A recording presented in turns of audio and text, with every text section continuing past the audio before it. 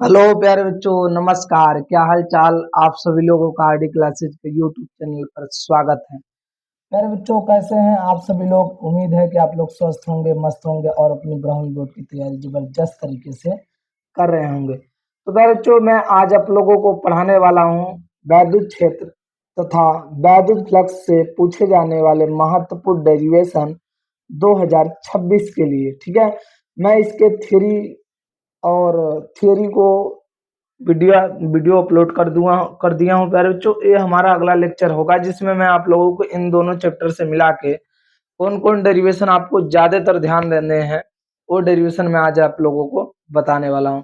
तो चलिए प्यारे बच्चों, क्लास को करते हैं स्टार्ट। ध्यान से देख लीजिए आप सभी लोग। देखिए, पहला है प्यारे बच्चों, ध्यान से देखिए। पहला डेरिवेशन हमें क्या ध्यान देना है? पहला हमारा डेरिवेशन है, ध्यान से आप देखेंगे तो आपको हेडिंग दिखाई दे रहा होगा। पहला डेरिवेशन है, एक समान बाह्य वैद्युत क्षेत्र में रखे वैद्युत द्विध्रुव पर लगने वाले बल युग्म का आघूर्ण। तो चलिए ध्यान दीजिए प्यारे, पहले हम बनाएंगे एक समान वैद्युत क्षेत्र। ठीक है, एक समान वैद्युत क्षेत्र कैसे होगा? ध्यान से आप लोग देखिएगा, आप लोग समझते हैं, समझ जाएंगे। अच्छे से ध्यान देखिए प्यारे बच्चों।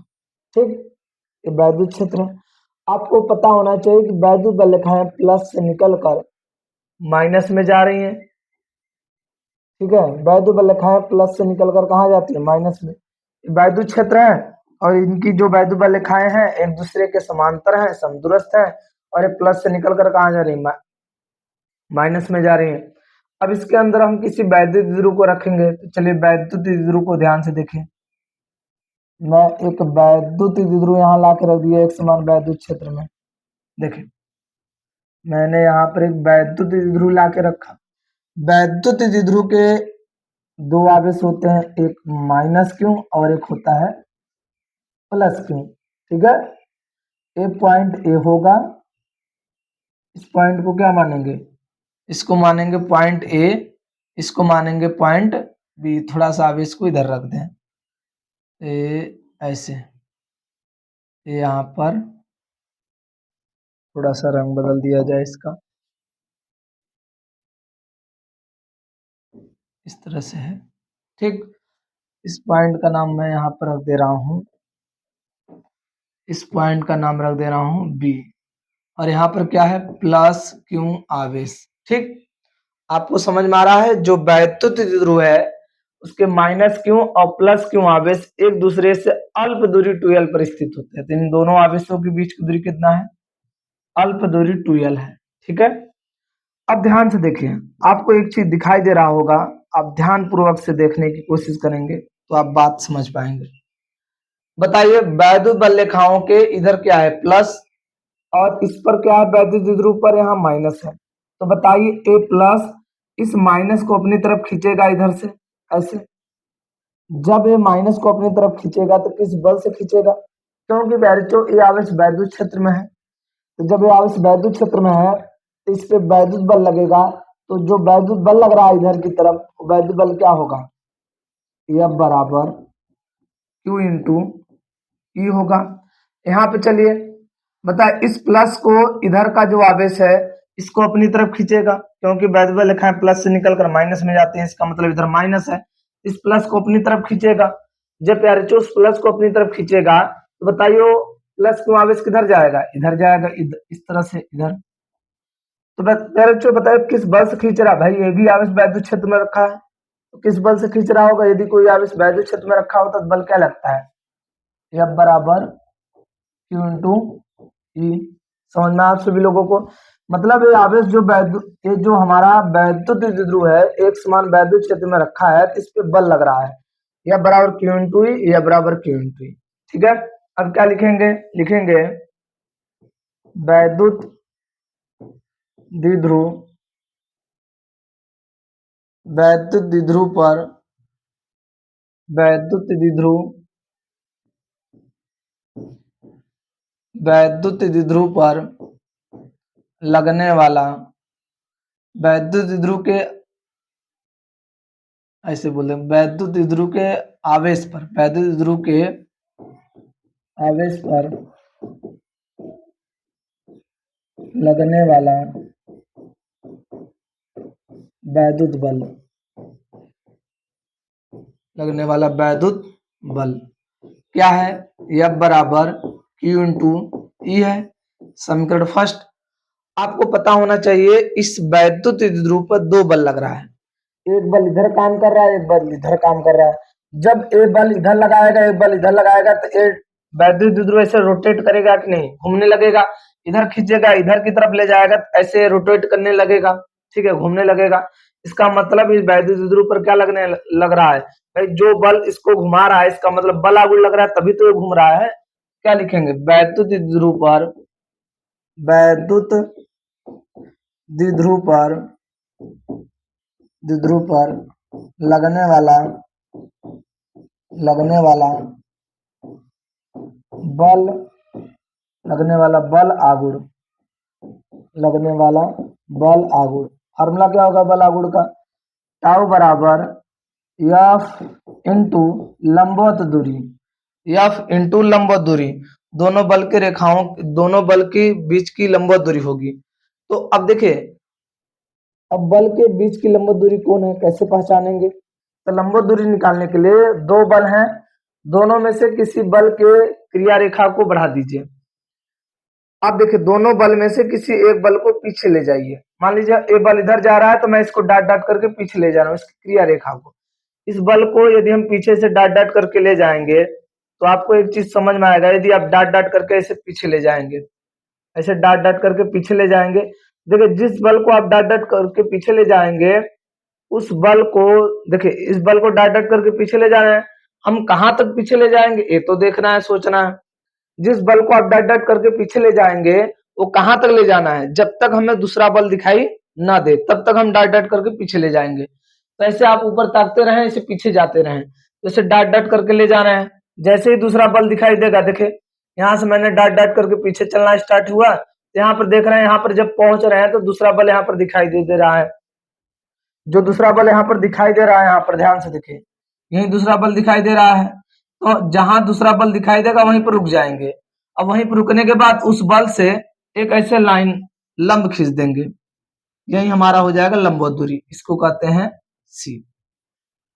अब क्या किए हैं, एक बल को डाट डाट करके पीछे ले जाएंगे, तब तक ले जाएंगे जब तक हमें दूसरा बल दिखाई न दे। डाट डाट डाट डाट करके पीछे लेकर जा रहे थे, यहाँ पर गए, दूसरा बल दिखाई दिया, जब दूसरा बल दिखाई देगा तो आप वहां से एक लाइन ऐसे खींच दीजिएगा, वही हमारा हो जाएगा लंबवत दूरी। तो हमारा इसमें लंबवत दूरी क्या है, BC, मतलब टाउ बराबर हो जाएगा Q इंटू BC, ठीक है, यही है ना, देखिए ये आपका वैल्यू Q इंटू, उसके बाद BC। मेन काम है तो इसमें हमें BC का वैल्यू निकालना। लंबवत दूरी, लंबवत दूरी कैसे निकालेंगे, लिखेंगे इसको सेकंड बना देते हैं, तो लिखेंगे समकोण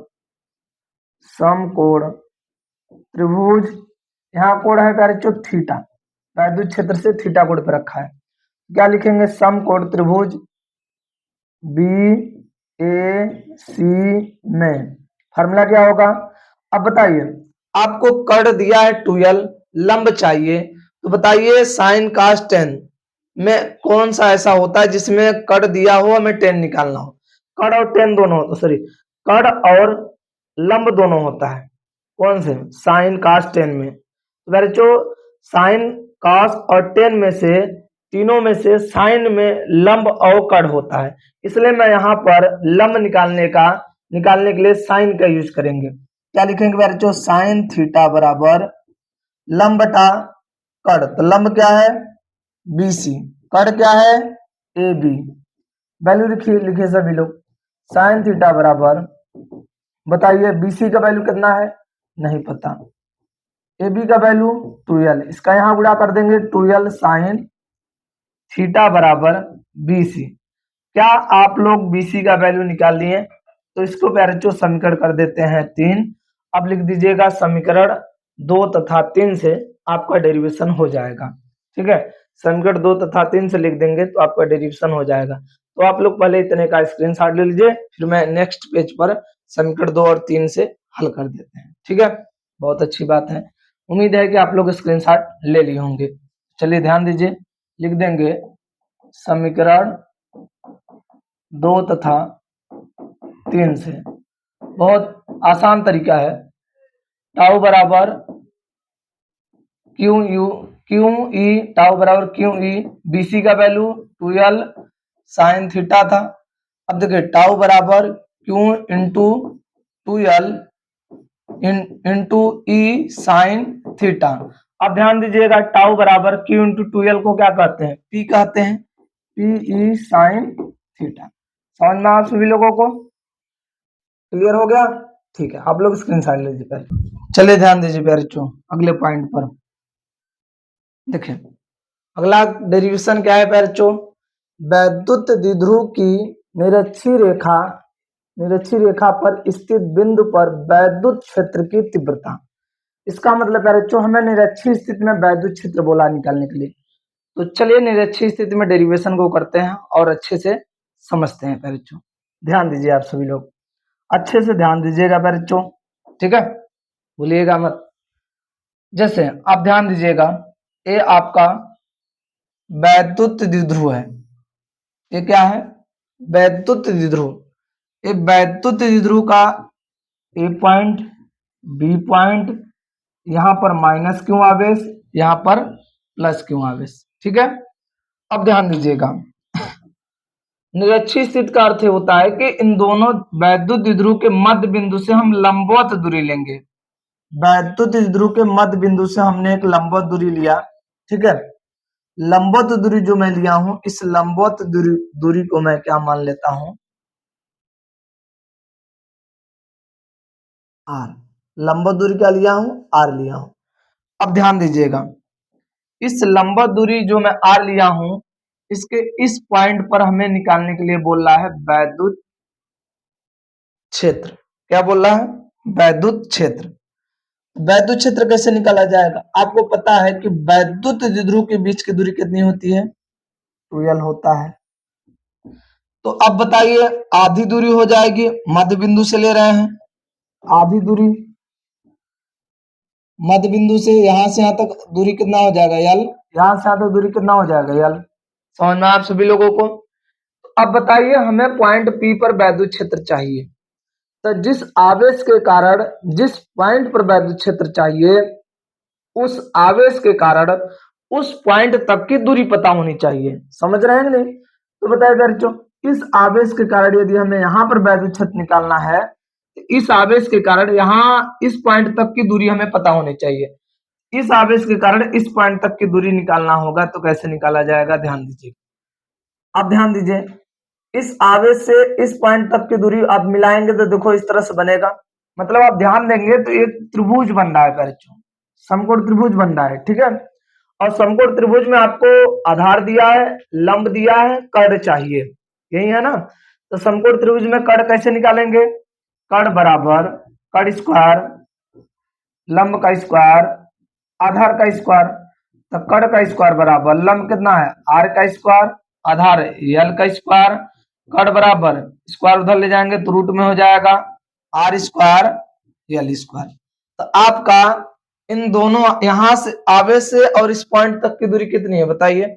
है अंडर रूट में R square plus L square. Clear? अब ध्यान से देखिए अच्छे से, अच्छे से ध्यान दीजिए। बताइए अब इस आवेश के कारण इस पॉइंट तक की दूरी कितनी होगी? इस आवेश के कारण इस पॉइंट की दूरी कितनी होगी? जितना इधर होगा उतना उधर होगा प्यारे बच्चों, सेम डिस्टेंस है, ठीक है। R square plus L square, ठीक है, डिस्टेंस सेम है। अब क्या काम करेंगे, सभी आवेश के कारण हमें यहाँ पर वैद्युत क्षेत्र चाहिए। तो चलिए एक एक करके हल करते हैं। पहले बताइए, हम यदि इस माइनस क्यू आवेश के कारण इस पॉइंट पर वैद्युत क्षेत्र निकालते हैं तो डिस्टेंस तो पता ही है। वैद्युत क्षेत्र किसी आवेश के कारण आर दूरी पर वैद्युत क्षेत्र, मतलब किसी दूरी पर वैद्युत क्षेत्र पूछ लिया जाए तो फार्मूला क्या लगाते हैं? लगाते हैं ई बराबर के क्यू बटे में आर स्क्वायर। इसमें जो आर होता है ना, आवेश से उस पॉइंट की दूरी होती है जहां पर हमें वैद्युत क्षेत्र निकालना होता है। समझ रहे हैं ना? फार्मूला क्या लिखेंगे? लिखेंगे पहले माइनस क्यू आवेश, माइनस क्यू आवेश के आवेश के कारण माइनस क्यू आवेश के कारण बिंदु P पर वैद्युत क्षेत्र, बिंदु P पर वैद्युत क्षेत्र क्या होगा? वैद्युत क्षेत्र E1 बराबर के क्यू बटे में क्या लिखेंगे बच्चों? दूरी आर ए पी का स्क्वायर। कहां तक की दूरी लेना है? आर ए पी का स्क्वायर। अब बताइए E1 बराबर कितना हो जाएगा? के आवेश क्या है? माइनस क्यू मतलब क्यू हो जाएगा बटे में दूरी कितना है बच्चों? एपी के बीच की दूरी कितना है? अंडर रूट में आर प्लस आर का स्क्वायर प्लस एल का स्क्वायर। क्या लिखेंगे? अंडर रूट में आर का स्क्वायर प्लस एल का स्क्वायर का होल स्क्वायर। बताइए E1 बराबर कितना हो जाएगा बच्चों? के क्यू बटे में अंडर रूट हट जाएगा, स्क्वायर करेंगे तो बताइए क्या हो जाएगा? R square plus L square, समीकरण फर्स्ट। अब बताइए इस आवेश के कारण आपने वैद्युत क्षेत्र तो निकाल लिया, तो बताइए इस आवेश के कारण इस पॉइंट पर वैद्युत क्षेत्र का डायरेक्शन बताइए। हमें जिस पॉइंट पर वैद्युत क्षेत्र का डायरेक्शन बताना होता है उस पॉइंट पर रखते हैं धन परीक्षण आवेश। इसका मतलब इस पॉइंट पर धन आवेश है। आप अपने दिमाग में सोचेंगे इस पॉइंट पर धन परीक्षण आवेश है। जब यहाँ पर धन परीक्षण आवेश रखेंगे तो माइनस क्यू आवेश उस धन परीक्षण को अपनी तरफ खींचेगा या धक्का देगा? यार जो ये माइनस है वो प्लस रहेगा, तो माइनस उस प्लस को अपनी तरफ खींचेगा। मतलब इस आवेश के कारण इस पॉइंट पर वैद्युत क्षेत्र का डायरेक्शन किधर होगा? नीचे की तरफ होगा। किधर होगा बच्चों? नीचे की तरफ होगा। E1 किधर हुआ? नीचे की तरफ हो गया। आपको एक चीज दिखाई दे रहा होगा कि ये जो वैद्युत क्षेत्र है इसे तिरछा। जब कोई भी वैद्युत क्षेत्र तिरछा होता है तो उसका करते हैं वियोजन। उसका वियोजन करने के लिए उसके पुष्प पे जाके इसे धन चिन्ह बना देते हैं। तो चलिए इसके पुष्प पे चलते हैं और इसके पुष्प बनाते हैं धन चिन्ह। इसके पुष्प पे चलिए, इसका E1 का पुष्प यही है, इसके पुष्प पे जाकर धन चिन्ह बना दीजिए। ऐसे ऐसे हो गया धन चिन्ह। तो बताइए ये वैद्युत क्षेत्र के कौन कौन से लाइन के बीच में है? इधर और इधर है। अब कोण कहाँ बना रहा है? देखिए यहाँ पर कोण थीटा है, यहाँ पर भी कोण थीटा रहता है। तो आप देखिए यहाँ से यहाँ तक जेड बन रहा है क्या? तो यहाँ पर भी क्या होगा? थीटा ही रहेगा।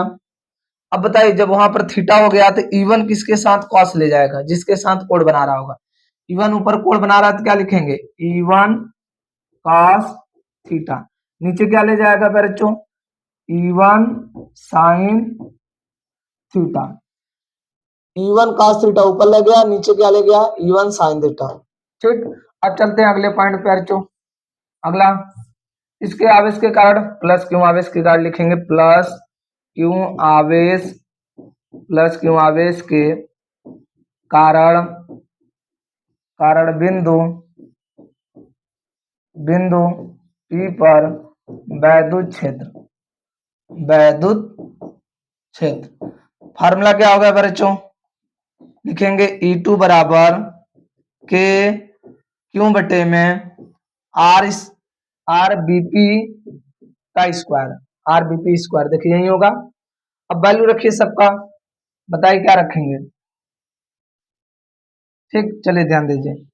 E2 बराबर के आवेश क्या है? क्यों है, लिख देंगे क्यों बटे में दूरी कितना है? आरबीपी का अंडर रूट में R square plus L square का होल स्क्वायर करेंगे तो रूट हट जाएगा। E2 बराबर कितना हो जाएगा? के क्यों बटे में R square plus L square, root हट गया पर समीकरण क्या हो गया? 2। अब बताइए E1 और E2 मिल गया है। अब क्या काम करेंगे? हम इसका डायरेक्शन बनाएंगे। इस प्लस क्यों आवेश के कारण पॉइंट P पर डायरेक्शन किधर होगा? एक प्लस क्यों आवेश उस पॉइंट P का क्या करेगा? वियोजन।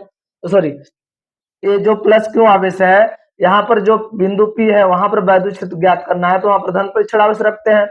ए भी प्लस ओ भी प्लस। देखिए ए भी प्लस है ओ भी प्लस रहेगा तो क्या होगा? तो बच्चों ये जो प्लस क्यों आवेश है उस प्लस क्यू को प्रतिकर्षित करेगा, धक्का देगा, तो प्लस क्यू आवेश, उस आवेश को जब धक्का देगा इसके कारण ये आवेश इधर भागेगा, मतलब वैद्युत क्षेत्र का डायरेक्शन किधर हो जाएगा, ऊपर की तरफ। इस तरह से ये हो गया E2। अब बताइए E2 का वियोजन करेंगे तो उसके पुष्प पे जाके धन चिन्ह बनाएंगे। यहाँ पर धन चिन्ह आप देख रहे हैं पहले से बना हुआ है, ऐसे ऐसे। तो ये इसके किसके लाइन के बीच में है, ये जो E2 है इसके और इसके लाइन के बीच में है। अब देखिए एंगल कहाँ बन रहा है इसका, ये पता करते हैं। तो ध्यान दीजिएगा, यहाँ पर एंगल थीटा है ना, तो आप देखिए जेड बन रहा है नहीं, जैसे जैसे हमारा हाथ जा रहा है, इस पेंसिल जा रहा है, ध्यान से देखिए यहाँ थीटा, तो यहाँ पर भी क्या होगा, थीटा। अब देखिए अंतरक्रम में यहाँ पर भी क्या हो जाएगा, थीटा। अब क्या होता है, जब E1 इसके साथ थीटा बना रहा है तो E2 जब इसके साथ कोण बना रहा है तो इधर क्या लेकर जाएगा, इधर लेकर जाएगा E2 cos थीटा। ऊपर क्या ले जाएगा, ऊपर कोण बना ही नहीं रहा थीटा, ऊपर क्या लेकर जाएगा, E2 sin थीटा। परिणामी वैद्युत क्षेत्र निकालने के लिए प्यारे बच्चों हम E2 sin theta E2 cos theta को घटा देंगे, और दोनों का मान तो सेम है, घटाने पर ये दोनों निरस्त हो जाएंगे, खत्म हो जाएंगे, इनका मान 0 हो जाएगा। केवल E1 cos theta E2 cos theta का मान जोड़ देंगे, क्योंकि दोनों एक ही डायरेक्शन में चल रहे हैं। इन दोनों का परिणामी निकालने के लिए उन दोनों को जोड़ दिया जाएगा। तो आप लोग इतने का स्क्रीनशॉट ले लीजिए, फिर मैं आगे नेक्स्ट पेज पर इनका परिणामी निकाल के समझाता हूँ।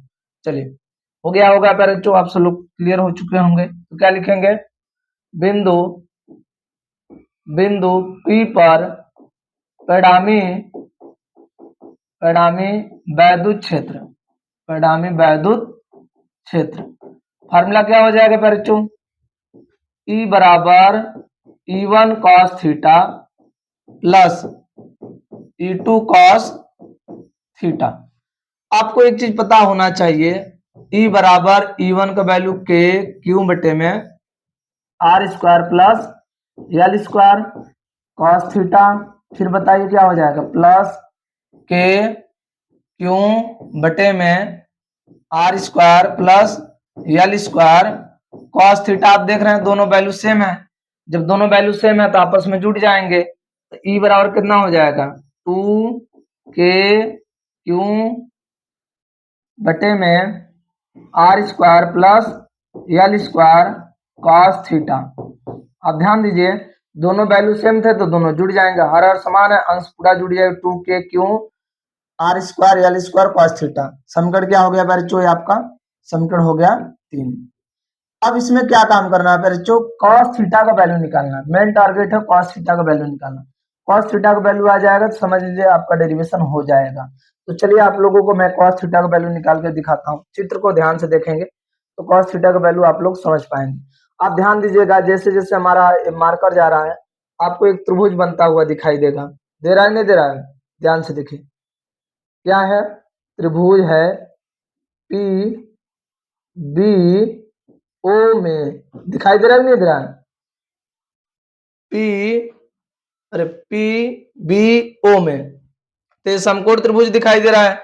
इस समकोण त्रिभुज में हमें cos थीटा का वैल्यू निकालना है, तो लिखेंगे cos थीटा बराबर आधार बटा कड़, आधार बटा में, आधार क्या है इसमें बताइए, इसमें आधार कौन है, ये आधार है, ओपी आधार, ओ बी आधार हो गया, कड़ क्या है, कड़ है पी बी।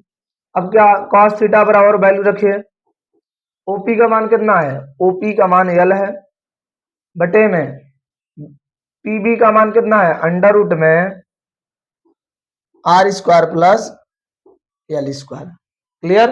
तो आपको यदि cos थीटा का वैल्यू निकालना होगा तो आप ऐसे निकाल सकते हैं। अब मैं इस चीज को नेक्स्ट पेज पर समझा रहा हूं, ठीक है, कैसे इन सभी का मैं वैल्यू निकाला हूं। तो आप लोग वहां पर एक समीकरण बना के हल करना पड़ेगा, ठीक है। तो चलिए मैं इस चीज को नेक्स्ट पेज पर समझाता हूँ। क्लियर, चलिए ध्यान दीजिए, मैं इस त्रिभुज को यहाँ से अलग कर ले रहा हूँ। अब ध्यान से देखेंगे तो त्रिभुज यहाँ से अलग है, इस तरह से अलग है त्रिभुज, ध्यान दीजिए बच्चों। यदि आपने ऐसे त्रिभुज बनाया होगा इस तरह से, ऐसे और ऐसे था, यहाँ पर आपका बी था जो कोण थीटा बना रहा था, यहाँ पर ओ था, यहाँ पर पी था जिसका यहाँ से यहाँ तक मान कितना था, R square plus L square, और ये डिस्टेंस क्या था, यहाँ तक R था। अब हमें समकोण त्रिभुज लेना है, तो क्या लिखेंगे, समकोण त्रिभुज पी बी ओ में क्या लिखेंगे, कॉस थीटा निकालना है तो कॉस थीटा बराबर आधार बटा कड़, आधार ओ बी बटे में कड़ क्या है पी बी। वैल्यू लिखिए कॉस थीटा बराबर ओपी का मान यल है, पीबी का मान अंडर रूट में R square plus L square. समीकरण क्या हो गया 4। समीकरण 3 और 4 को ध्यान से देखें, क्या लिखेंगे, लिखेंगे समीकरण 3 तथा 4 से, समीकरण 3 तथा 4 से, समीकरण 3 तथा 4 से करेंगे तो यही वैल्यू यहाँ ला के रख दीजिए, ई बराबर 2k क्यू बटे में R square L square, cos theta का वैल्यू रखे, यल बटे में क्या हो जाएगा, यल बटे में क्या हो जाएगा, यल बटे में under root R square plus L square. अब एक बात मैं बता दूं, यहाँ पर देखिए इसके घात में 1 है और अंडर रूट का घात होता है 1 के बटा 2, तो बताइए ई बराबर के, मैं 2 का गुणा यल में भी कर सकता हूं तो हो जाएगा क्यू इंटू 2l बटे में इन दोनों के घात का अंदर गुणा कीजिए, जैसे 1 प्लस 1 के बटा में 2, ठीक है। यहाँ पर देखिए आर स्क्वायर है प्लस यल स्क्वायर है, इसके पावर में 1 है, इसके अंडर रूट का घात होगा R square plus L square, under root का घात होता है 1 के बटा में 2। ई बराबर प्यारे बच्चों क्या हो जाएगा कि आपको पता है क्यू इंटू 2l क्या होता है, क्यू इंटू 2l होता है पी, और इसका अंदर गुणा कर देंगे तो R square plus L square कितना हो जाएगा घात प्यारे बच्चों 3 के बटा में 2। आपको एक चीज पता होना चाहिए कि यल स्क्वायर का मान होता है 0, क्या यल स्क्वायर का मान 0 होता है, आपको एक ध्यान दीजिएगा। आपने परिभाषा पढ़ा होगा वैद्युत द्विध्रुव में दोनों आवेशों के बीच की जो दूरी होती है 2l अल्प दूरी होती है, इसका वैल्यू कम है, इसको आधा कर दिए तो और कम हो गया, अब आधा करने के बाद इसका स्क्वायर कर दिए तो वैल्यू और कम हो जाएगा। कैसे, जैसे मान लीजिए कोई वैल्यू है जिसका मान 0.4 है, क्या है जो 0.4 है, इसका आधा कर दीजिएगा 0.2 हो गया। अब आधा करने के बाद इसका स्क्वायर कर दीजिए, 0.2 का स्क्वायर कर दीजिए, आपका आ जाएगा 0.04। पहले से वैल्यू देखिए कितना कम हो गया, पहले दशमलव के बाद 1 अंक के बाद 4 था, अब देखिए 0.2 अंक के बाद 4 है, मतलब 0.04 हो गया, 1.4 है 0.4 हो गया, वैल्यू पहले से बहुत कम हो गया।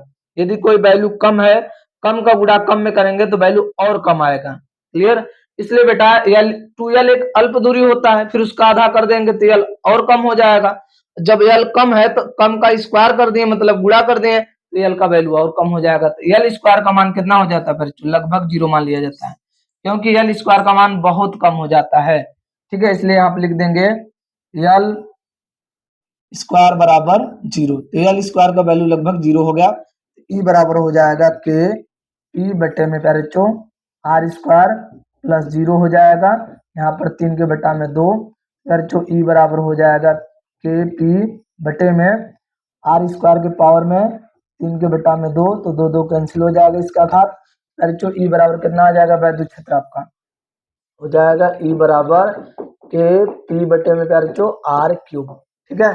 कोई बोले निश्चित स्थिति में वैद्युत क्षेत्र ज्ञात कीजिए, प्यारे बच्चों आप लोग यही आसान तरीके से डेरिवेशन कीजिएगा, तो प्यारे बच्चों आप लोग इतने का स्क्रीनशॉट लेना ना भूलें, ठीक है। चलिए, उम्मीद है कि आप लोग इतने का स्क्रीनशॉट ले लिए होंगे प्यारे बच्चों। चलते हैं अब नेक्स्ट पॉइंट पर, ध्यान दीजिए प्यारे बच्चों अगले डेरिवेशन पर।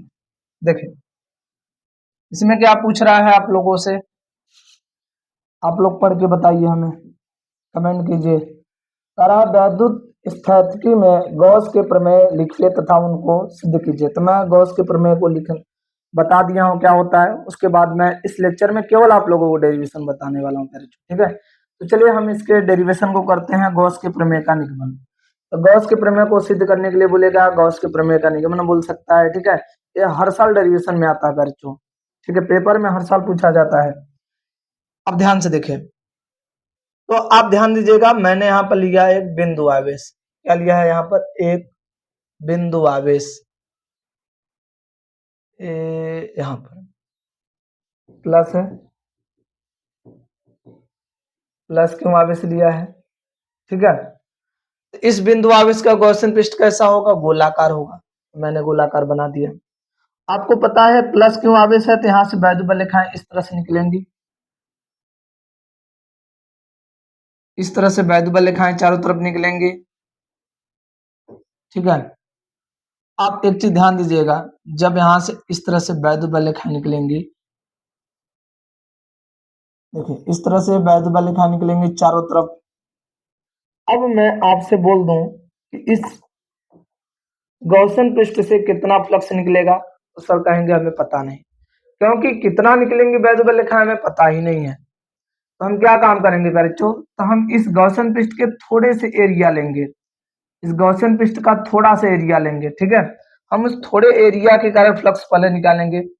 इस गॉसियन पृष्ठ का मैं इतना एरिया लिया हूं, इतने एरिया के कारण कितना फ्लक्स निकलेगा, तो हम क्या काम करेंगे, इस थोड़े से क्षेत्रफल, थोड़े से इस पृष्ठ के क्षेत्रफल का हम क्षेत्रफल सदिश बनाएंगे। तो क्षेत्रफल सदिश पृष्ठ का विलंबवत कहाँ होगा, बाहर की ओर होगा, वेक्टर डी ए।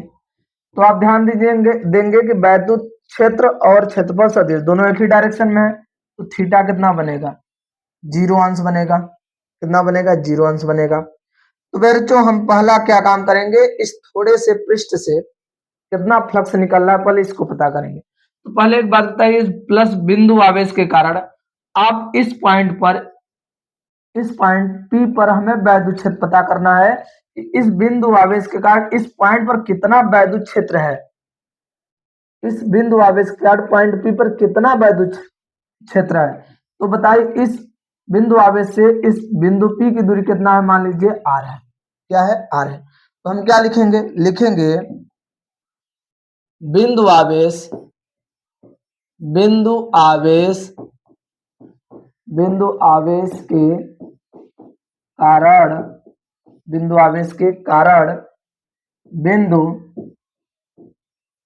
P पर वैद्युत क्षेत्र, वैद्युत क्षेत्र क्या होगा, E बराबर 1/K का वैल्यू रख देते हैं बच्चों, 1/4πε0 Q बटे में दूरी कितना है, R स्क्वायर हो जाएगा। समीकरण फर्स्ट। हम इस गोली गॉसियन पृष्ठ के थोड़े से क्षेत्रफल से हम क्षेत्रफल फ्लक्स निकालेंगे। तो चलिए क्या लिखेंगे, गोली, गोली गॉसियन, गोली गॉसियन, गोली गॉसियन पृष्ठ, गोली गॉसियन पृष्ठ के अल्प,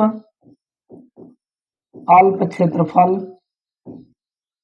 अल्प क्षेत्रफल से, अल्प क्षेत्रफल से गुजरने वाला, गुजरने वाला, गुजरने वाला वैद्युत फ्लक्स, गुजरने वाला वैद्युत फ्लक्स क्या होगा, वैद्युत फ्लक्स बच्चों। जब एरिया कम है तो फ्लक्स भी कम निकलेगा।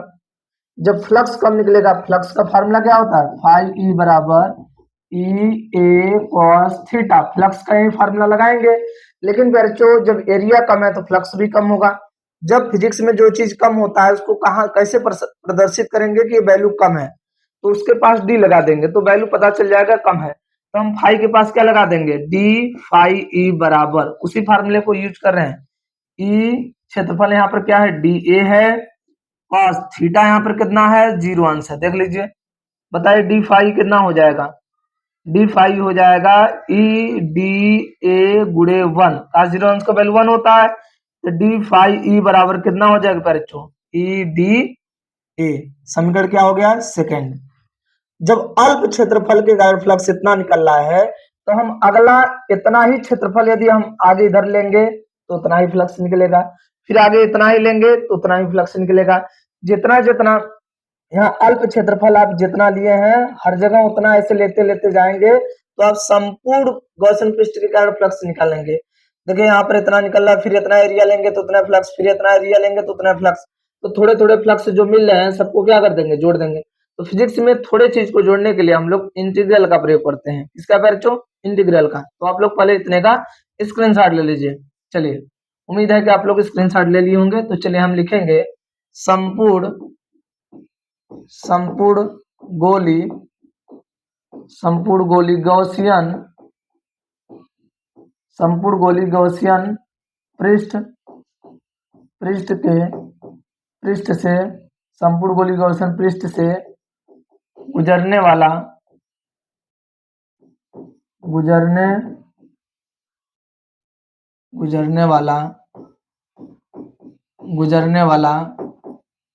वैद्युत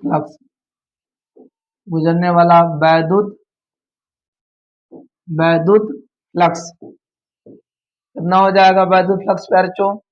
अब क्या काम करेंगे, थोड़े थोड़े चीज को जोड़ने के लिए हम लोग इंटीग्रल का प्रयोग करेंगे। तो आप ध्यान दीजिएगा, क्या था, थोड़े एरिया के कारण फ्लक्स क्या था, डी फाई बराबर ई डी ए।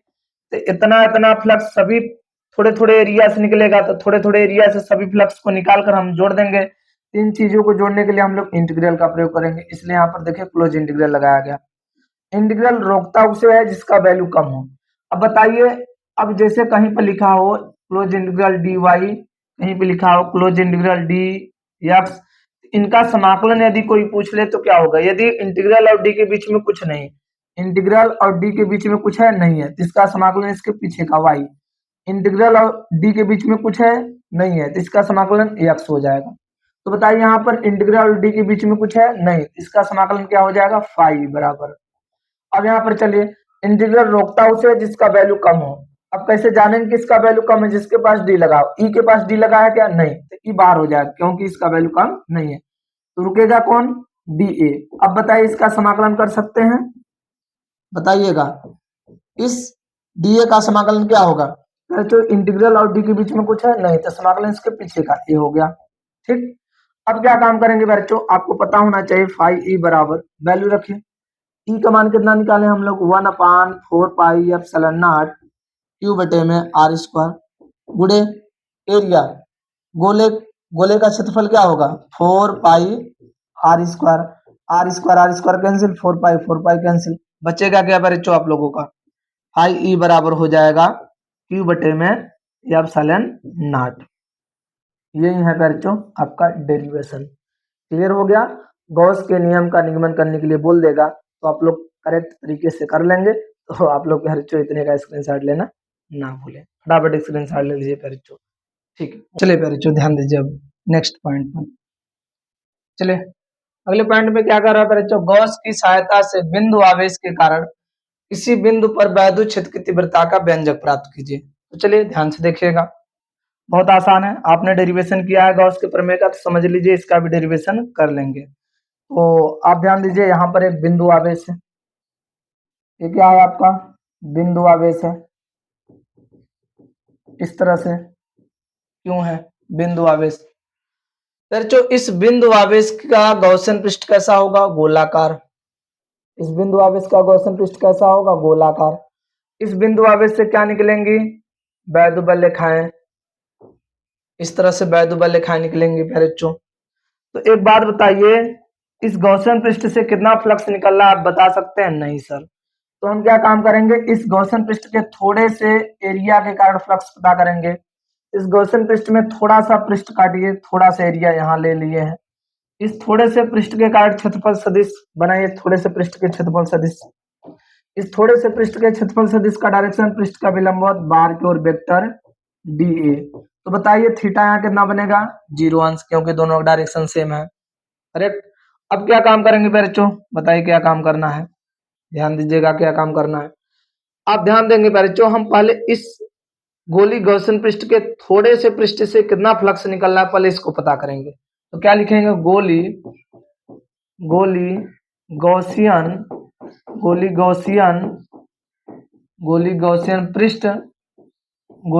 पृष्ठ के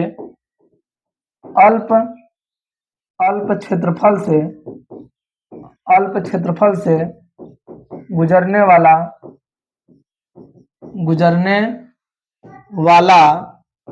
वैद्युत फ्लक्स, बताइए क्या होगा, थोड़ा सा एरिया है तो थोड़ा फ्लक्स निकलेगा। फ्लक्स का आपको फार्मूला पता है ना, फ्लक्स का फार्मूला आपको पता है कि नहीं पता है, फाई बराबर ई ए कॉस थीटा, यही है फ्लक्स का फार्मूला। जब फ्लक्स का वैल्यू थोड़ा सा है तो हम कैसे जानेंगे कि वैल्यू थोड़ा है, तो उसके पास डी लगा दीजिए, फ्लक्स का जब थोड़ा एरिया है तो फ्लक्स का भी वैल्यू कम मिलेगा, तो लिखेंगे डी फाई ई बराबर ई क्षेत्रफल क्या है डी ए कॉस थीटा कितना है 0 अंश है, तो बताइए डी फाई ई बराबर क्या हो जाएगा बच्चों ई डी ए गुणे 1 हो जाएगा। फिर बच्चों डी फाई ई बराबर क्या हो जाएगा ई डी ए हो जाएगा।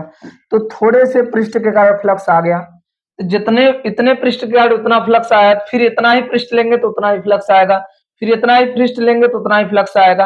आप देख रहे हैं थोड़ा थोड़ा थोड़ा पृष्ठ जितना यहाँ काटे हुए हैं, तो हर जगह ऐसे ऐसे काटते काटते जाएंगे तो आप संपूर्ण पृष्ठ के कारण फ्लक्स पता कर लेंगे। इसका मतलब थोड़ा थोड़ा जो पृष्ठ ले रहे हैं सबके कारण फ्लक्स इतना ही आएगा, तो सभी के फ्लक्स को हम लोग क्या कर देंगे जोड़ देंगे। तो क्या लिखेंगे, लिखेंगे संपूर्ण संपूर्ण गोली संपूर्ण गोली गौसियन संपूर्ण गोली गौसियन संपूर्ण गोली गौसियन पृष्ठ संपूर्ण गोली गौसियन पृष्ठ से गुजरने वाला गुजरने वाला गुजरने वाला वैद्युत गुजरने वाला वैद्युत फ्लक्स गुजरने वाला वैद्युत फ्लक्स क्या होगा वैद्युत फ्लक्स बताइए। बच्चों संपूर्ण गॉसियन पृष्ठ से गुजरने वाला वैद्युत फ्लक्स निकालना है, तो थोड़े थोड़े पृष्ठ के कार्य जो फ्लक्स आ रहा है इसको हमें जोड़ना पड़ेगा। इसको जोड़ने के लिए हम लोग किसका यूज करते हैं इंटीग्रल का, अभी मैं गॉस के नियम में बताया हूं। तो चलिए बच्चों इसके थोड़े थोड़े पृष्ठ को थोड़े थोड़े पृष्ठ के कार्य जो फ्लक्स आ रहा है इसको जोड़ेंगे। तो आप लोग इतने का स्क्रीनशॉट ले लीजिए, फिर मैं नेक्स्ट पेज पर इसको जोड़ के दिखाता हूँ। उम्मीद है कि आप लोग स्क्रीनशॉट ले लिए होंगे। तो चलिए तो क्या लिखेंगे, क्या था थोड़ा थोड़ा सा फ्लक्स क्या था डी फाई ई बराबर ई डी ए। तो इसको जोड़ना है तो यहाँ पर क्या लगा देंगे इंटीग्रल लगाएंगे इस तरह से क्लोज इंटीग्रल थोड़ा सा इसे करके लिख दें close integral E D A. अब बताइए इंटीग्रल कितना आता है किसका, मैं बता दिया इंटीग्रल और डी के बीच में कुछ नहीं है तो इसका समाकलन इसके डी के पीछे का हो जाता है फाई हो जाएगा। बताइए क्या यहाँ पर कुछ होगा, पहले ई को बाहर करेंगे। इंटीग्रल केवल रोकता किसे जिसका वैल्यू कम हो, तो ई तो ज्यादा है क्योंकि ई के पास डी लगा नहीं, जिसके पास डी लगा होता है उसका वैल्यू कम होता है। किसके पास डी लगा है ए के पास, ए रुक जाएगा और ई बाहर हो जाएगा इंटीग्रल से, ई बाहर हो गया क्लोज इंटीग्रल डी ए हो जाएगा। अब बताइए फाई ई बराबर क्या आप समाकलन जान सकते हैं डी ए का समाकलन, इंटीग्रल और डी के बीच में कुछ नहीं तो समाकलन ए हो जाएगा।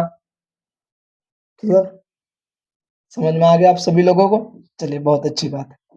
अब क्या लिखेंगे बच्चों, समीकरण क्या हो गया दो, समीकरण क्या हो गया दो। अब लिखेंगे गॉस के नियम से गॉस के नियम से गॉस के नियम से क्या है फाई ई बराबर क्यू बटे में एप्सिलॉन नॉट, समीकरण 3 यही तो है गॉस का नियम। अब क्या लिख देंगे समीकरण 2 तथा 3 से, समीकरण 2 तथा 3 से, समीकरण 2 तथा 3 से, समीकरण 2 तथा 3 से क्या होगा, इस फाई का वैल्यू वहां ले जाकर रखिए बच्चों, क्या रखेंगे बताइए, समझ रहे हैं, या इस फाई का वैल्यू यहाँ लाकर रख दीजिए कोई दिक्कत नहीं। तो क्या हो जाएगा ई ए बराबर क्यू बटे में एप्सिलॉन नॉट।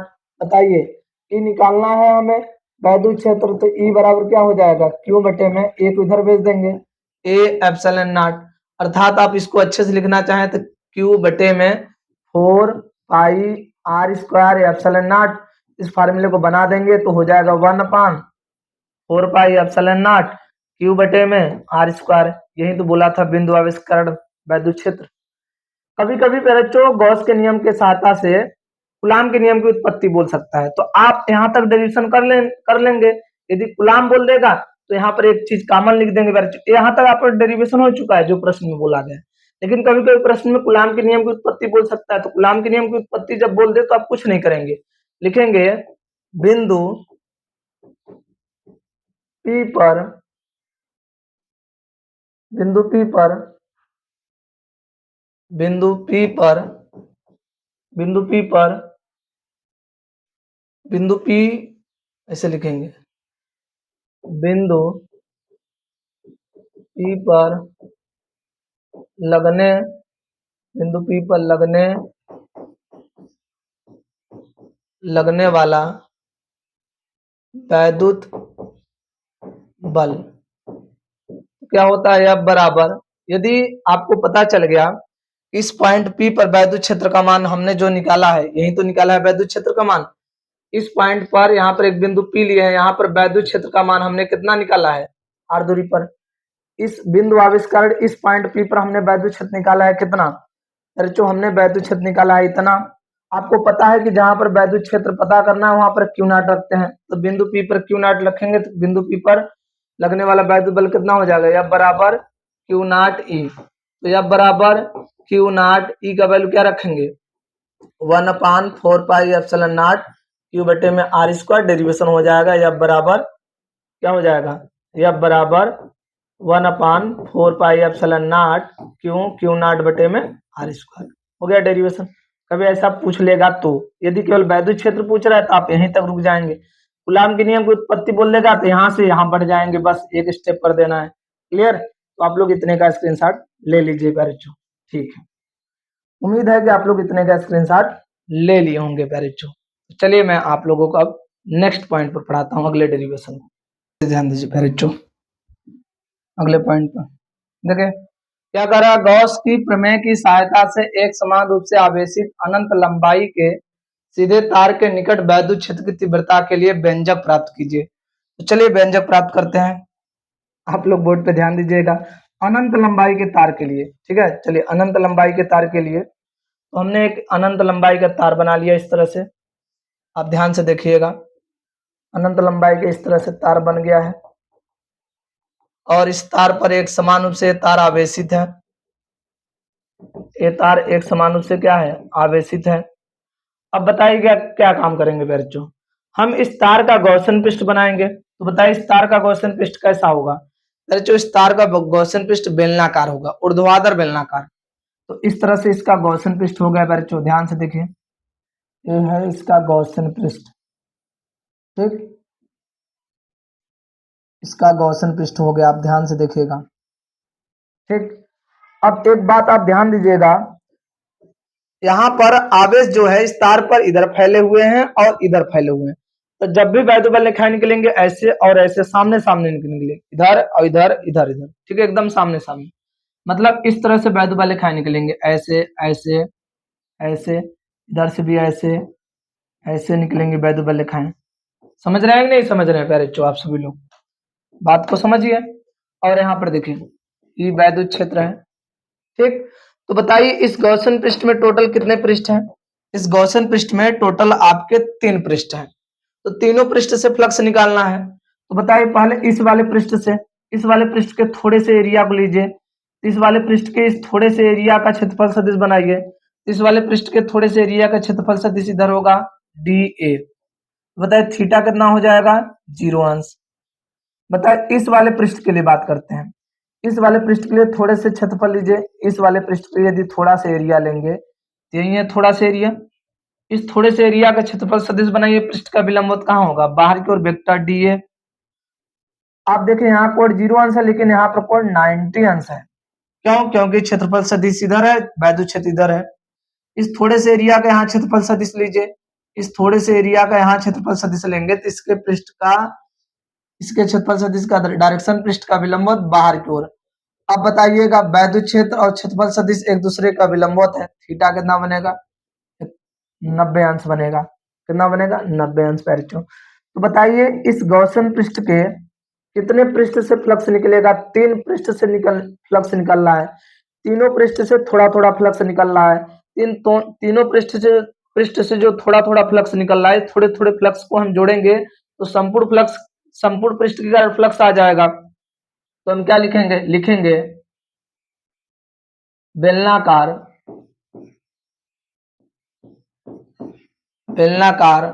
गॉसियन पृष्ठ से गुजरने, बेलनाकार गॉसियन पृष्ठ से गुजरने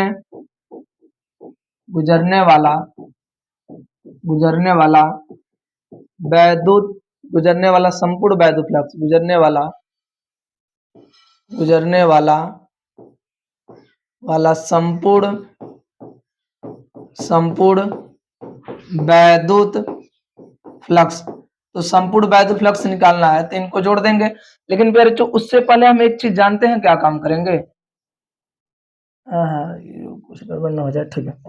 उससे पहले हम एक काम क्या काम करेंगे, पहले हम उससे पहले एक काम करते हैं बच्चों, इस तार पर कितना आवेश फैला हुआ है, इस तार पर आवेश की मात्रा निकालेंगे तभी तो हम फ्लक्स बता सकते हैं कि इतना आवेश है तो इतनी वैल्यू रेखा निकलेंगी। तो हम पहले इस तार पर आवेश की मात्रा निकालेंगे, लिखेंगे तार पर लिखेंगे तार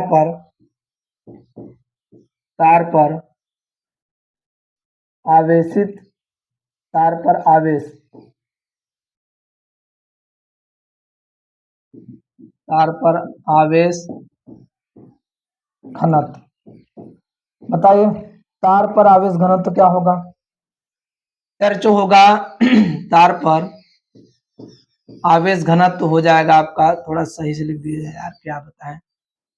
तार पर आवेश घनत्व क्या हो जाएगा, लैम्डा बराबर क्यू बटे में यल। तो बताइए इस तार पर आवेश की मात्रा कितनी हो जाएगी, तो क्यू बराबर लैम्डा इंटू यल। समीकरण पैर फर्स्ट हो गया है। अब क्या लिखेंगे, अब लिखेंगे गॉसियन पृष्ठ के संपूर्ण पृष्ठ से गुजरने वाला कुल वैद्युत फ्लक्स। तो लिखेंगे बेलनाकार बेलनाकार बेलनाकार बेलनाकार गॉसियन बेलनाकार गॉसियन पृष्ठ से बेलनाकार गॉसियन पृष्ठ से गुजरने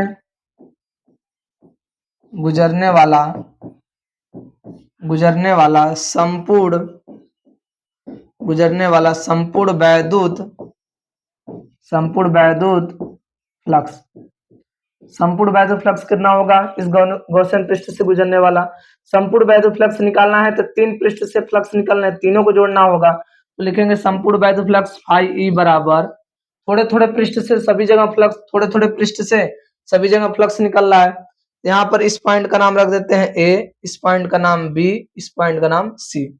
क्या लिखेंगे, लिखेंगे close integral D phi E, A वाले पॉइंट का फ्लक्स, ए वाले पृष्ठ का, फिर integral close integral D phi E B वाले पॉइंट का फ्लक्स, फिर plus close integral D phi E C वाले पॉइंट का फ्लक्स।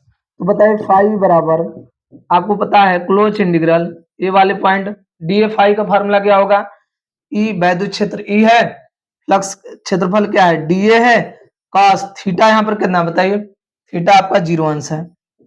फिर प्लस लगाइए क्लोज इंटीग्रल बी वाले पॉइंट का वैद्युत क्षेत्र ई है, क्षेत्रफल डी ए है, कॉस थीटा कितना अंश है 0 अंश है।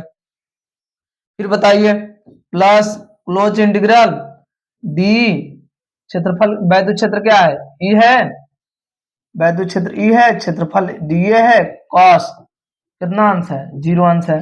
कौन से पॉइंट का, सी वाले पॉइंट का। तो सभी के लिए एंगल का वैल्यू रखिए, सभी जगह एंगल का वैल्यू रखिए। तो समझ में आप सभी लोगों को इतना प्यार चो, तो आप लोगों को इतना यदि समझ में आ गया है तो आप लोग इतने का स्क्रीनशॉट ले लीजिए, फिर मैं इस चीज को नेक्स्ट पेज पर समझाता हूँ प्यारे बच्चों। चलिए उम्मीद है कि आप लोग इतने क्लियर हो चुके होंगे। तो क्या लिखेंगे, आई ई बराबर close integral E D A गुड़े 0 लिख देंगे, गुड़े क्या लिख देंगे प्यारे बच्चों 0, ए वाले पॉइंट का 90 अंश का वैल्यू 0 होता है काश।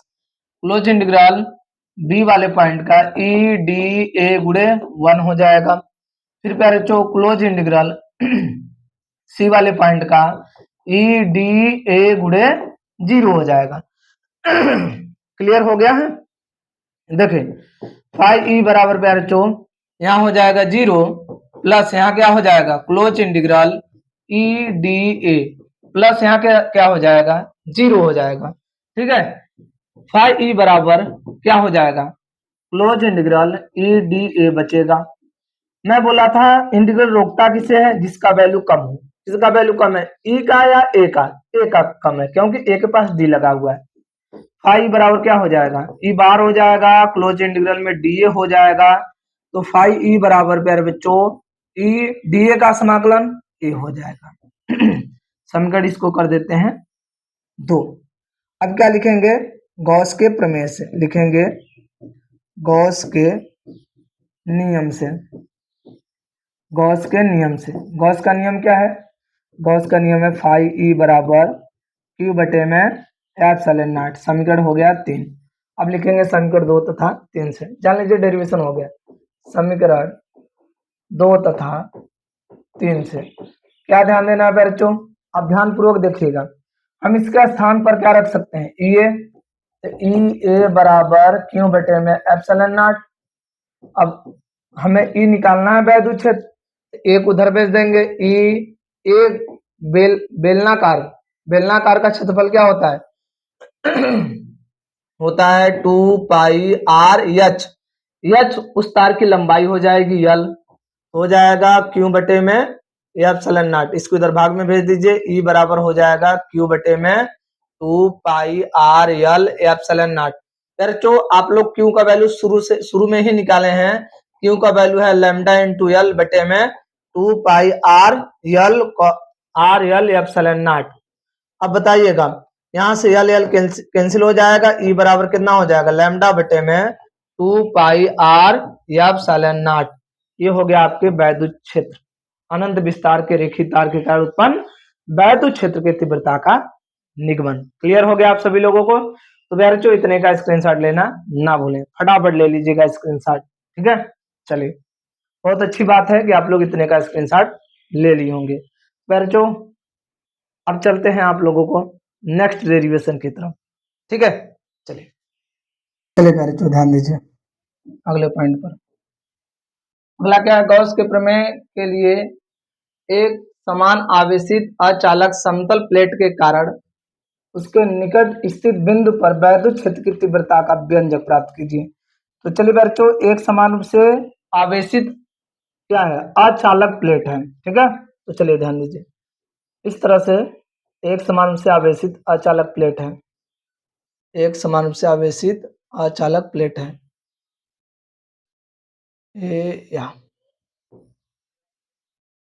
एक समान रूप से आवेशित अचालक प्लेट, एक समान रूप से आवेशित, सब जगह इस तरह से आवेश फैला हुआ है इसके पृष्ठ पर। इसका क्या निकाला जाएगा? पृष्ठ आवेश घनत्व। इसके पहले जो तार था उस तार का आवेश घनत्व निकाला गया था, मतलब रेखीय आवेश घनत्व बोल सकते हैं। चलिए अब बताइए ये आवेश पहले फैला कहाँ हुआ है? किसी पृष्ठ पर फैला हुआ है। कितना फैला हुआ है, कितनी मात्रा में है, तो इसको निकालने के लिए हम क्या लगाएंगे? फॉर्मूला लिखेंगे पृष्ठ आवेश घनत्व। पृष्ठ आवेश घनत्व क्या हो जाएगा? सिग्मा बराबर क्यू बटे में ए। तो बताइए क्यू चाहिए तो क्यू बराबर सिग्मा इंटू ए हो जाएगा। समीकरण फर्स्ट यही पॉइंट है, पहले तो यही होगा। आवेश कितना है इस पर, पृष्ठ आवेश घनत्व से पता चलेगा। अब बताइए इसका गॉसियन पृष्ठ कैसा होगा? इसका गॉसियन पृष्ठ कैसा होगा? तो इस संपूर्ण पृष्ठ का हम गॉसियन पृष्ठ नहीं बनाते हैं, इसमें से थोड़ा सा क्षेत्रफल काटते हैं, थोड़ा सा इस तरह से। देखिए थोड़ा सा क्षेत्रफल काट लिए हुए हैं, इस थोड़े से क्षेत्रफल का हम गॉसियन पृष्ठ बनाएंगे। इस थोड़े से क्षेत्रफल का हम क्या बनाएंगे? गॉसियन पृष्ठ। थोड़े से क्षेत्रफल का इस तरह से गॉसियन पृष्ठ बनाते हैं, इतना सब काटते हैं, उसको काट कर किसी क्षैतिज बेलनाकार पाइप में रख देते हैं। इस तरह से क्षैतिज बेलनाकार पाइप हो जाता है, उसमें इसको ऐसे करके भर देते हैं। ठीक है, इस क्षैतिज बेलनाकार पाइप में उसको भर दिए हैं इस तरह से। ध्यान से देखें, इधर और ये इधर क्षैतिज बेलनाकार पाइप में इसको ऐसे भर दिया गया है। क्लियर? अब ध्यान दीजिए, आपको पता होना चाहिए कि वैद्युत बल्लेखाएं निकलेंगी कैसे।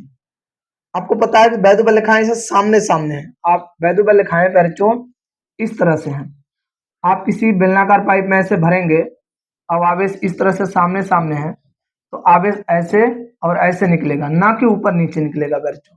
यदि ये ऐसे होता तब तो ऊपर नीचे निकलता, ये तो ऐसे है, ये इस तरह से इधर और बगल बगल निकलेंगे। ठीक है, इसका मतलब इस गॉसियन पृष्ठ से जो वैद्युत बल्लेखाएं निकलेंगी वो ऐसे बगल बगल निकलेंगे, इस तरह से इधर और इस तरह से इधर बगल बगल निकलेंगे बच्चों। तो इसका इसमें भी 3 पृष्ठ हैं, तो तीनों पृष्ठ का हम क्या बनाएंगे? क्षेत्रफल सदिश। तो इस वाले पृष्ठ के लिए क्षेत्रफल सदिश बनाए, तो इस वाले पृष्ठ के थोड़े से पृष्ठ के कारण, इस वाले पृष्ठ के थोड़े से पृष्ठ के कारण इस वाले पृष्ठ के थोड़े से पृष्ठ के कारण हम क्या निकालेंगे, क्षेत्रफल सदिश। तो इस वाले पृष्ठ के थोड़े से पृष्ठ के कारण क्षेत्रफल सदिश। पृष्ठ के अभिलंबवत कहाँ होगा, पृष्ठ का विलंबवत बाहर की ओर होगा, इसे पृष्ठ का विलंबवत बाहर की ओर होगा DA। तो बताइए कोण कितना अंश हो जाएगा, 0 अंश हो जाएगा। चलिए यहाँ पर बनाइए, इस थोड़े से पृष्ठ के क्षेत्रफल सदिश का डायरेक्शन यदि बनाएंगे तो पृष्ठ का विलंबवत बाहर की ओर DA और ये वैद्युत क्षेत्र E है। थीटा कितना बनेगा, 0 अंश बनेगा। अब बताइए जो ऐसे वाला पृष्ठ है, ये ऊपर वाला जो है, इसके क्षेत्रफल सदिश का डायरेक्शन बनाइए। इसके क्षेत्रफल सदिश का डायरेक्शन बनाएंगे तो आप यहाँ पर ऐसे थोड़ा सा एरिया काट लीजिए, थोड़ा सा एरिया ऐसे काट लिए हैं। इस थोड़े से एरिया का क्षेत्रफल सदिश बनाएंगे तो पृष्ठ का विलंबवत बाहर की ओर। आप देखिए वैद्य बलेखा इधर, क्षेत्रफल सदिश इधर, थीटा कितना बनेगा, 90 अंश। क्लियर हो गया है। तो चलिए आप ध्यान दीजिएगा, क्या काम करेंगे, इस पॉइंट का नाम A, इस पॉइंट का नाम B, इस पॉइंट का नाम C। तीनों पृष्ठ से कितना फ्लक्स निकल रहा है इसको निकालना है। तो लिखेंगे बेलनाकार बेलनाकार बेलनाकार बेलनाकार गॉसियन बेलनाकार गॉसियन पृष्ठ बेलनाकार गॉसियन पृष्ठ से गुजरने वाला संपूर्ण वैद्युत फ्लक्स तीनों पृष्ठ से फ्लक्स निकल रहा है थोड़ा थोड़ा, तीनों पृष्ठ के फ्लक्स को जोड़ देंगे हम लोग। तो बताइए क्या लिखेंगे, यहाँ लिखेंगे फाई ई बराबर इंटीग्रल क्लोज इंटीग्रल ए वाले पॉइंट का डी फाई, यहाँ से भी थोड़ा फ्लक्स निकलेगा। फिर प्लस लिखे close integral D phi E इस वाले पॉइंट का बी वाले पॉइंट का, फिर थोड़ा सा फ्लक्स डी फाई ई कौन से पृष्ठ से निकलेगा, सी वाले पॉइंट से। सभी के लिए फार्मूला लिखेगा फाई ई बराबर क्लोज इंटीग्रल ए, यहाँ पर क्या हो जाएगा E D A cos theta कितना बनेगा 0 अंश, आपको फ्लक्स का फार्मूला पता ही है। फिर प्लस क्लोज इंटीग्रल बी वाले पॉइंट का, चलिए वैद्युत क्षेत्र ई है, क्षेत्रफल डी ए है, कॉस थीटा कितना अंश है 0 अंश है, देख लीजिए। फिर प्लस लगाइए क्लोज इंटीग्रल सी वाले पॉइंट का, हो जाएगा ई डी ए कॉस कितना अंश हो जाएगा 0 अंश हो जाएगा। क्लियर हो गया है। अब बताए बच्चों सभी के एंगल का मान रखेंगे, तो आप लोग इतने का स्क्रीनशॉट ले लीजिए फटाफट। चलिए उम्मीद है कि आप लोग इतने का स्क्रीनशॉट ले लिए हैं। तो बताइए क्या हो जाएगा बच्चों, फाई बराबर close integral E D A गुड़े एक कितना ए वाले पॉइंट का, फिर क्लोज इंटीग्रल बी वाले पॉइंट का ई डी ए गुड़े एक प्लस क्लोज इंटीग्रल सी वाले पॉइंट का ई डी ए गुड़े 0 हो जाएगा। बच्चों आपको पता है इंटीग्रल रोकता किसे है, जिसका वैल्यू कम है, और जिसका वैल्यू ज्यादा उसको बाहर कर देता है। कैसे जानेंगे किसका वैल्यू कम है, जिसके पास डी लगा उसको रोक देगा, जिसके पास डी नहीं लगा उसे बाहर कर देगा। बताइए इसमें से इंटीग्रल किसको रोकेगा, ई को या ए को, ए को रोक देगा, ई को बाहर कर देगा, तो क्लोज इंटीग्रल में डी ए हो जाएगा।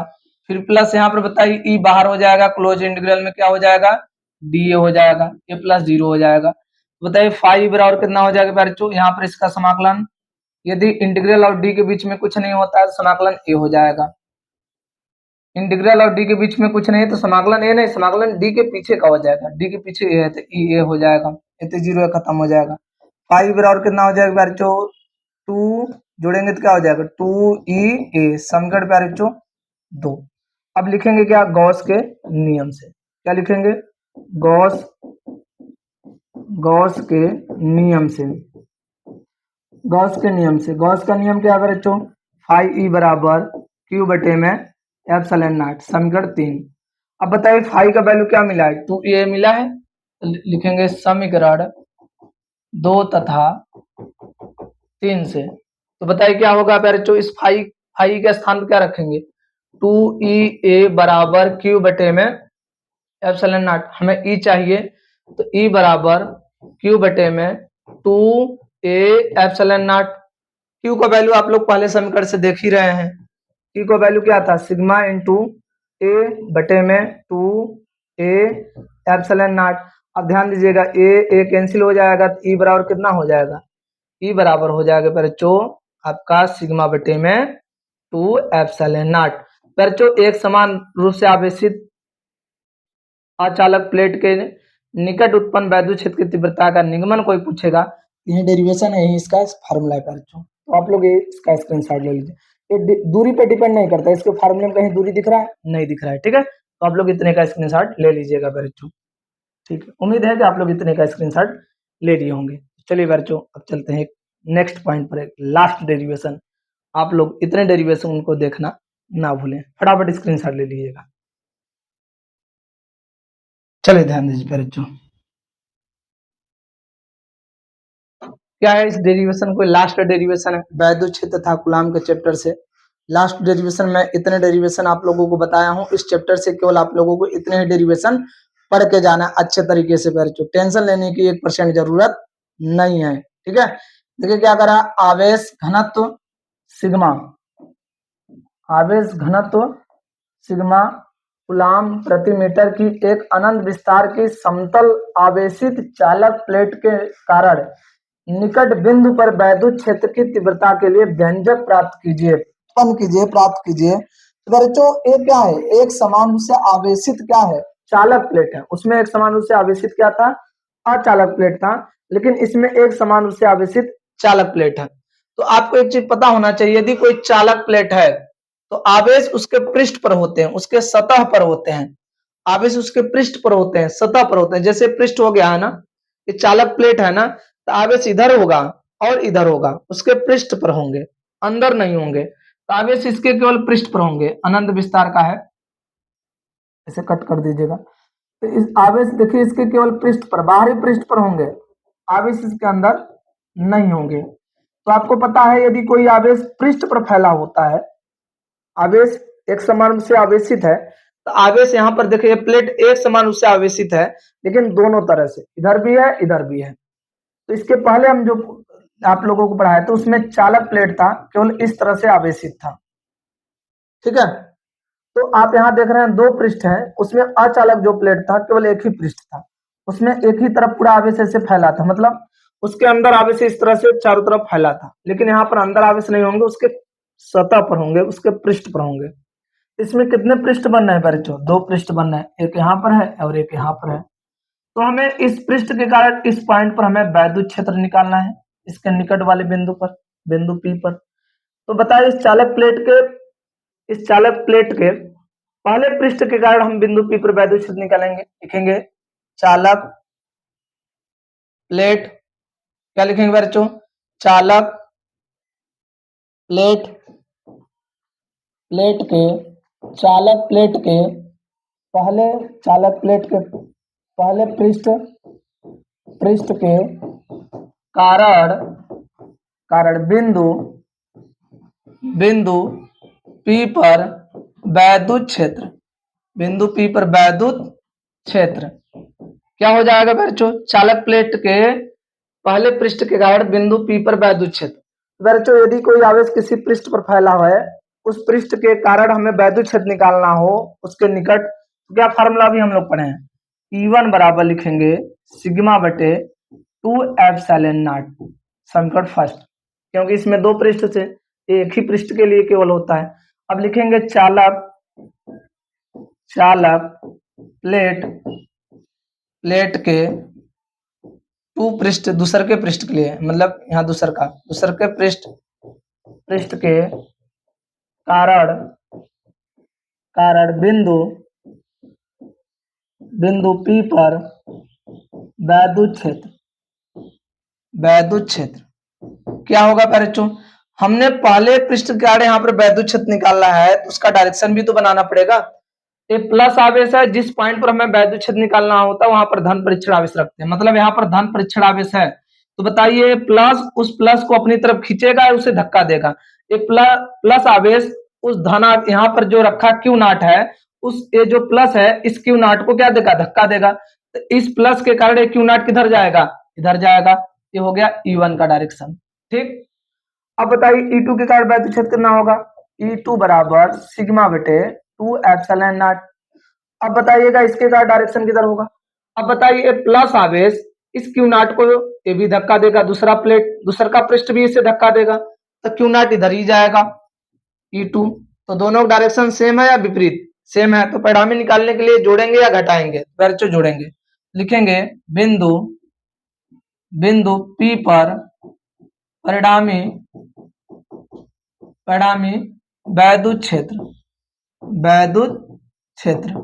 परिणामी वैद्युत क्षेत्र क्या होगा? E बराबर E1 प्लस E2। E बराबर E1 का वैल्यू सिग्मा बटे 2 एप्सिलॉन नॉट प्लस सिग्मा बटे 2 एप्सिलॉन नॉट। E बराबर हर समान है, अंश जुड़ जाएगा सिग्मा बटे 2 एप्सिलॉन नॉट, 2 कैंसिल। E बराबर कितना हो जाएगा? सिग्मा बटे एप्सिलॉन नॉट। चालक प्लेट के निकट उत्पन्न वैद्युत क्षेत्र की तीव्रता पोल देगा, यही फार्मूला होगा बच्चों। तो आप लोग को डेरिवेशन क्लियर हो गया, समझ में आ गया? तो आप लोग बच्चों इतने का स्क्रीनशॉट लेना ना भूलें, फटाफट स्क्रीनशॉट ले लीजिए। हो गया बच्चों आप लोगों का स्क्रीनशॉट। देखिए मैं आप लोगों को जितना डेरिवेशन इन दोनों चैप्टर से मिला के बताया हूँ, केवल इतना ही डेरिवेशन आपको पढ़ना है, इससे ज्यादा आपको टेंशन लेने की 1% जरूरत नहीं प्यारे बच्चों। आप इसी से रिलेटेड जो भी प्रश्न आएंगे बस घुमा फिरा के थोड़े आएंगे, लेकिन हर डेरिवेशन को आप अच्छे तरीके से कर लेंगे प्यारे बच्चों। उम्मीद है कि आप लोगों को हमारी बात समझ में आ गई होगी प्यारे बच्चों। मैं उम्मीद करता हूँ कि आप लोग हमारे लेक्चर को अपने दोस्तों में जरूर शेयर करेंगे प्यारे बच्चों। ज्यादा से ज्यादा हमारा सपोर्ट कीजिए, अपने दोस्तों में, अपने हर एक दोस्त के पास इस वीडियो को शेयर करें, जिससे आपके साथ आपके जरिए उसका भी कुछ फायदा हो जाए। ठीक है बच्चों? तो बच्चों आज के लिए इतना ही, तब तक के लिए ओके बाय, थैंक यू, जय हिंद प्यारे बच्चों।